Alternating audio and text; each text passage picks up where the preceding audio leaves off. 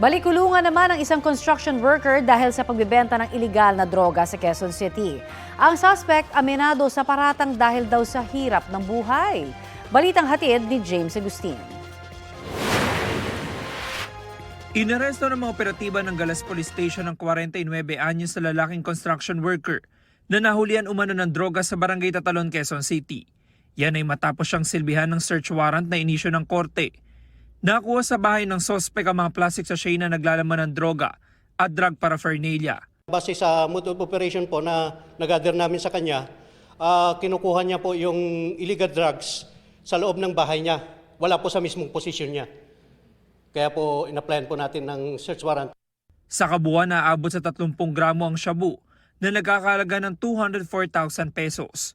Ayon sa pulisya, nagbebenta ng droga ang sospek na ang karaniwang transaksyon abutan sa personal at online. Bali, ang area of operation po nitong si alias Elmer is Barangay Tatalon po.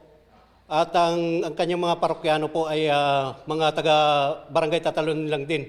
At yung mga freelancers po, yung mga nag-aalok po ng services sa Banawi area po, ng mga mekaniko. Ito na ang ika-6 na beses na naaresto ang sospek dahil sa kasong may kinalaman sa droga. Taong 2022 siya huling nakulong. May nakuha po, konti lang. Ano daw masasabi mo sa aligasyon na nagbebenta ng droga? Opo, nagbibenta po ako kasi mahirap ang buhay. Walang ulit trabaho pa, ano-ano lang yung trabaho kong construction. Sinampa ng sospek na reklamong paglabag sa Comprehensive Dangerous Drugs Act. James Agustin, nagbabalita para sa GMA Integrated News.